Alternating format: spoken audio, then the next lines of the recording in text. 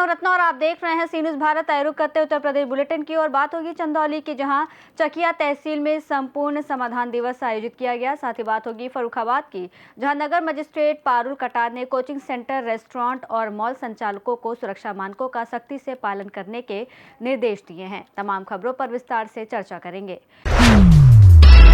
राष्ट्रीय पत्रकार सुरक्षा परिषद की मांग पर पत्रकारों के लिए आयुष्मान कार्ड बनाने की दिशा में महत्वपूर्ण पहल की गई है।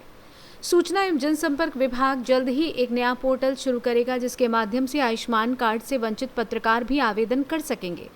सूचना निदेशक ने बताया कि आवेदन संबंधित जनपद के जिला सूचना अधिकारी के माध्यम से किए जाएंगे। पोर्टल शुरू होने के बाद सभी पत्रकारों को इसकी जानकारी उपलब्ध कराई जाएगी, ताकि अधिक से अधिक पात्र पत्रकार इस योजना का लाभ ले सकें।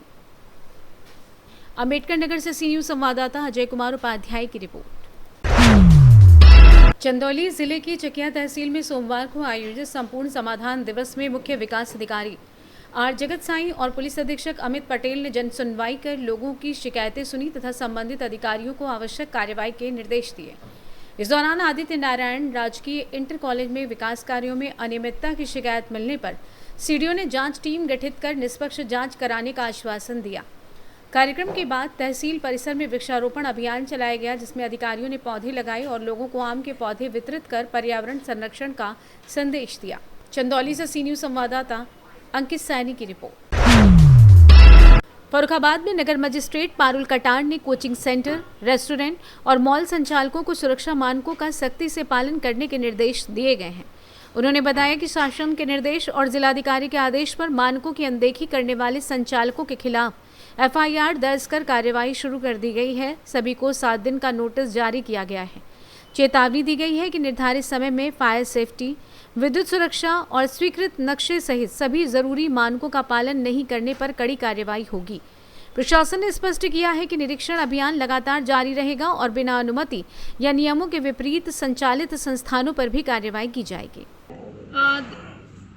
देखिए, आज एक मेरे द्वारा प्रेस कॉन्फ्रेंस की गई थी, जिसमें काफ़ी लोगों को कुछ चीज़ों के बारे में अनभिज्ञता थी, तो उसके विषय में क्लैरिटी देने के लिए एक प्रेस वार्ता की गई है। और आपसे अच्छा माध्यम कोई हो नहीं सकता कि जो क्लैरिटी के साथ चीज़ों को प्रेजेंट कर सके। आप लोगों को पता है कि जो लखनऊ में जो इंसिडेंट हुआ था, उसके बाद हर ज़िले में एक ड्राइव चल रहा है, जो कि कॉन्टीन्यूअस है। हमारे ज़िले में भी ड्राइव चल रहा है। जिलाधिकारी महोदय के आदेश पर हम लोग कंटिन्यूअस ड्राइव चला रहे हैं। मैम ने जिले स्तर पे टीम गठित की है। उन टीमों को वो रोज़ रोड पे निकल रही हैं और हमारे यहाँ पे मंडे, वेडनेसडे, फ्राइडे उन टीमों ने अपना औचक निरीक्षण का दिनांक फिक्स किया है। उसमें पहले तो जाकर एजुकेट ही किया जाता है, उसके बाद मेरे स्तर से नोटिस इत्यादि की कार्रवाई की जाती है। नोटिस इत्यादि में जो उनको कहा जाता है कि भाई आप फायर सेफ्टी और इलेक्ट्रिकल सेफ्टी स्टैंडर्ड्स 7 दिवस के अंदर, नोटिस प्राप्ति के 7 दिवस के अंदर पूर्ण करना सुनिश्चित करें। ये नोटिस की कार्रवाई हम लोग अभी तक 49 से 50 इंस्टीट्यूशंस हैं जिस पे हम लोग कर चुके हैं। तो जिसमें कि हमारा लगभग coaching centres 6, shopping mall 2, hospital diagnostic 31, hotel restaurant pizza centre spa 8 और अन्य कैटेगरी में 2। ये वाली प्रक्रिया हमारी अभी गतिमान है, प्रक्रियाधीन है। ये कल तक की फिगर्स हैं जो मेरे पास हैं। इसके बाद हम लोगों ने ज़िले में लोगों को एजुकेट करने के लिए यहाँ पे एक DM मैम की अध्यक्षता में एक हम लोगों ने मीटिंग भी ऑर्गेनाइज़ की, जिसमें हम लोगों ने जो कोचिंग इंस्टीट्यूट्स हैं जो DIO साहब द्वारा देखे जाते हैं, उनको कहा कि भाई आप जो भी मेन हमारे कोचिंग सेंटर्स के जो रिप्रेजेंटेटिव्स हैं उनको बुलवाइए। उनके द्वारा बुलाया गया। जितने भी हमारे रेस्टोरेंट या गेस्ट हाउस के ओनर्स हैं उनको बुलवाया गया। हॉस्पिटल्स में IMA के चेयरमैन और सेक्रेटरी वो आए, और भी कई लोग आए जिन्होंने अपने कुछ प्रश्न उस मीटिंग में रखे। प्रश्नों को संबंधित जो अधिकारी हैं फायर के, इलेक्ट्रिकल सेफ्टी के, और सारे अधिकारी भी उस मीटिंग में मौजूद थे। इसके बाद कुछ लोगों द्वारा आशंका व्यक्त की गई कि उनको पता नहीं है कि फायर सेफ्टी स्टैंडर्ड्स उनकी बिल्डिंग के लिए क्या है, क्योंकि थोड़ा टेक्निकल इशू भी है ये। तो उसमें ये निर्णय लिया गया कि हम लोग एक सेमिनार का आयोजन कराएंगे। उस सेमिनार के आयोजन के बाद जो कल हुआ है, कल संडे को फायर विभाग द्वारा उस सेमिनार का आयोजन कराया गया है, जिसमें काफ़ी संख्या में लोग वहाँ पे उपस्थित हुए और उन्होंने जितनी भी उनकी फायर सेफ्टी से रिलेटेड जितनी भी आशंकाएं हैं उनको वहाँ पे पूछा। और वो वहाँ से सेटिस्फाई होके गए। अब आज देखिए, ये क्योंकि मैंने आपको बताया कि एक रेगुलर प्रोसेस है और ये जो 49 इंस्टीट्यूशंस हैं, इसके अलावा भी मेरे द्वारा गेस्ट हाउसेस को पहले नोटिस निर्गत किए गए हैं। उनमें भी, क्योंकि अर्धन्यायिक प्रक्रिया है, उनमें भी कोर्ट में सुनने के बाद ही कार्रवाई की जाती है। आज उसमें मेजरली सारे गेस्ट हाउसेस की तारीख पे सुनवाई की गई, जिसमें अधिकतर लोगों ने बताया कि हमारे द्वारा गेस्ट हाउस बंद कर दिया गया है। गेस्ट हाउस बंद करने की, देखिए, किसी के ऊपर ये नहीं है कि आप गेस्ट हाउस बंद कर लें, बस ये है कि आप लोग सेफ्टी स्टैंडर्ड्स फॉलो करें। मेरे द्वारा भी आज सभी अधिवक्ताओं को और जो कोर्ट में मौजूद थे उनको बताया गया कि भाई जितने भी आपके क्लाइंट्स हैं उनको आप 3 चीज़ों के लिए बिल्कुल एजुकेट कर दीजिए: फायर सेफ्टी, इलेक्ट्रिकल सेफ्टी, और जिस कैटेगरी में, जिस एक्टिविटी में आपका नक्शा पास है उसी में कार्य करें, क्योंकि फर्रुखाबाद से सी न्यूज़ संवाददाता आदेश की रिपोर्ट। ललितपुर के ग्राम पनारी में जिला पंचायत द्वारा कराए जा रहे दुकानों के निर्माण को लेकर विवाद गहरा गया है। लोक निर्माण विभाग के अधिशासी अभियंता ने जिला पंचायत के अधिशासी अधिकारी को नोटिस जारी कर निर्माण को नियमों के विपरीत बताते हुए तत्काल हटाने के निर्देश दिए हैं। नोटिस में कहा गया है कि निर्माण विभाग की अनुमति और निर्धारित मानकों के अनुरूप नहीं है तथा सार्वजनिक मार्ग से जुड़े नियमों का उल्लंघन करता है। चेतावनी दी गई है कि तय समय में निर्माण नहीं हटाने पर नियमानुसार कार्रवाई की जाएगी। मामले को लेकर प्रशासनिक स्तर पर जांच जारी है और आगे की कार्रवाई अभिलेखों के परीक्षण के आधार पर की जाएगी। ललितपुर से सी न्यूज़ संवाददाता विकास सोनी की रिपोर्ट। प्रयागराज के मेजा थाना क्षेत्र के खानपुर गांव में जमीन विवाद को लेकर 2 पक्षों के बीच मारपीट हो गई। पीड़ित धीरज कुमार पटेल का आरोप है कि सीमांकन से पहले निर्माण न करने के समझौते के बावजूद दूसरे पक्ष ने विवादित जमीन पर निर्माण शुरू कर दिया। विरोध करने पर धारदार हथियार और लाठी डंडों से हमला किया गया, जिसमें धीरज, उनकी मां और बहन घायल हो गए। पीड़ित का दावा है कि घटना का वीडियो भी मौजूद है। उन्होंने आरोपियों के खिलाफ कार्रवाई, विवादित जमीन की सुरक्षा और निष्पक्ष जांच की मांग करते हुए पुलिस व राजस्व विभाग से न्याय की गुहार लगाई है। क्या नाम है आपका? हमारा नाम धीरज कुमार पटेल है। कहाँ के रहने वाले हो? खानपुर मेजा रोड के रहने वाले क्या हैं। कुछ पूरा मामला है? जमीन विवाद की मामला है। अच्छा, जमीन विवाद का मामला है। विवाद में मारपीट कैसे होती है? मारपीट ऐसा हुआ कि हमारी बहन, मतलब जो थाना इंचार्ज, जो कि वहाँ पे भैया लोग गए थे तो वहाँ पे कंप्लेन किए, तो वहाँ पे जो कि वीडियो मांगे, थाना इंचार्ज वीडियो मांगे। अच्छा, चौकी पे गए थे आप? हाँ। चौकी इंचार्ज जो है प्रूफ मांगते हैं। हाँ, सिरसा की चौकी। निर्माण हो रहा है तो वहाँ का प्रूफ दो। हाँ, फिर- तो वहाँ का वीडियो मांगे, वीडियो दिखाओ। तो हमारी सिस्टर गई थी वीडियो बनाने। तो उसके बाद वहाँ के कुछ महिलाएं वो उसको खींच के उसको मारने लगी और उसका मोबाइल भी तोड़ दी। अच्छा। हाँ, और दांत भी काट लिए। आपको कैसे चोट लगी? हम लोग गए थे बहन को और माँ को बचाने, और उसकी पीछे से फावड़े से हमको मार दिए। अच्छा, ये बताइए, जब आप लोगों का एक समझौता पत्र दिखाया जा रहा था जिसमें समझौता हो गया, तो फिर विवाद कैसे हो जाता है? ये जबरदस्ती कर रहे हैं ना अपने से। यानी कि विवाद हो जा रहा है इसलिए कि समझौता होने के बाद भी जो ये लोग निर्माण कर रहे हैं। हाँ, निर्माण कर रहे हैं।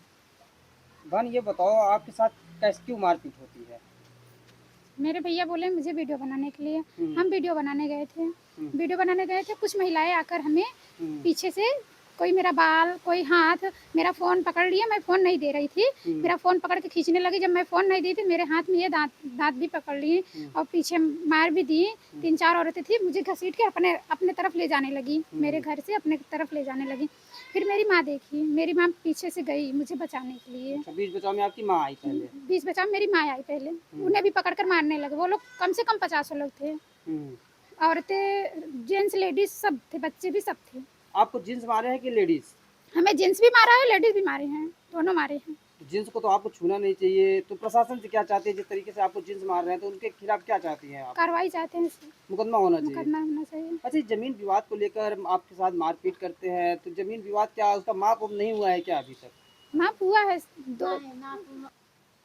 माप के लिए गए थे सर।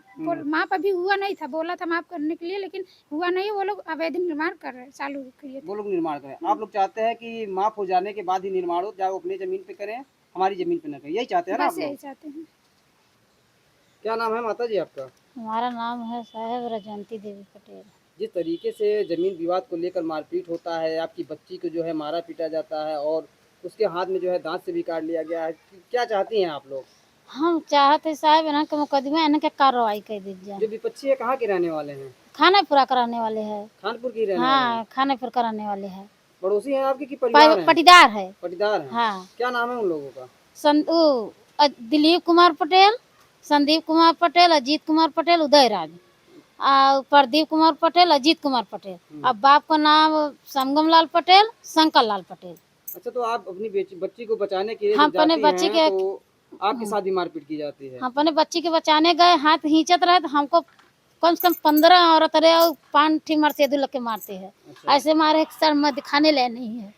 ये बताइए कि आप प्रशासन से क्या चाहती हैं? हम चाहते कि ना कि कार्रवाई कर दे, मुकदमा डाल कर। मुकदमा की जाए। हाँ आप लोगों के साथ इंसाफ होना चाहिए। हाँ, हमारे साथ इंसाफ होना और चाहिए। राजस्व विभाग से क्या चाहती है अपनी जमीन को लेकर? अपने हम उनसे चाहते हैं कि ना कि बस हमारी जमीन नाप खो जाए तो अपने रहने, हम अपने रहने। प्रशासन, राजस्व प्रशासन से चाहते हैं कि जमीन का माप करा दिया जाए। हाँ। ताकि जो है उनकी जमीन, जहाँ वो अपनी जमीन पे निर्माण करें अरे और आप अपनी जमीन हम पे। अपनी जमीन किसी पर। प्रकार का विवाद नहीं चाहते हैं। ना है लेकिन हमें जो मारपीट हुआ है उसका मुकदमा चाहते हैं। मुकदमा चाहते हैं, इसके सबके लोग के जेल चाहते हैं। ठीक। जितने हैं हमका जिन औरतें मारे हैं, जिन मर्द मारे हैं, सब मारे हैं, हम सबके जेल चाहते हैं। प्रयागराज से सी न्यूज संवाददाता बुद्ध सेन वर्मा की रिपोर्ट। सिधौली थाना क्षेत्र में पूछताछ के लिए थाने बुलाए गए प्रदीप कश्यप की पुलिस हिरासत के दौरान मौत हो गई। प्रदीप पर उसकी सौतेली बेटी ने दुष्कर्म का आरोप लगाया था। परिजनों का आरोप है कि उन्हें बिना मुकदमा दर्ज किए हवालात में रखा गया और पुलिस प्रताड़ना के कारण उनकी मौत हुई। उनका ये भी कहना है कि घटना के बाद पुलिस ने खुद को बचाने के लिए देर रात मृतक के खिलाफ मुकदमा दर्ज किया। पुलिस का कहना है कि पूछताछ के दौरान प्रदीप की तबीयत अचानक बिगड़ गई थी और अस्पताल ले जाते समय उनकी मौत हो गई। पुलिस ने निष्पक्ष जांच का आश्वासन दिया है और कहा है कि पोस्टमार्टम और जांच रिपोर्ट के आधार पर मौत का वास्तविक कारण स्पष्ट होगा। लड़की निराई ने आरोप लगाया गलत, तब पुलिस ले गई। हाँ। और फिर थाने में या फिर इनके मतलब उनके जो हुआ बैठे हैं हो नहीं, हम लोग चले छोड़ आए हो नहीं। और फिर रात में खत्म हो गया। किसने आपको सूचना दी, कैसे आपको पता चला? पुलिस वाले आए थे लेने, ले गए हम लोगों ने, पुलिस वाले यहाँ से नहीं। तो हम लोग वहाँ गए तो वहाँ मरे मिले हमें। कितने बजे की बात है? 2 बजे रात। अब क्या चाहते हैं आप? अब हम चाहते हैं जिनने जो करवा उनकी सजा हुई।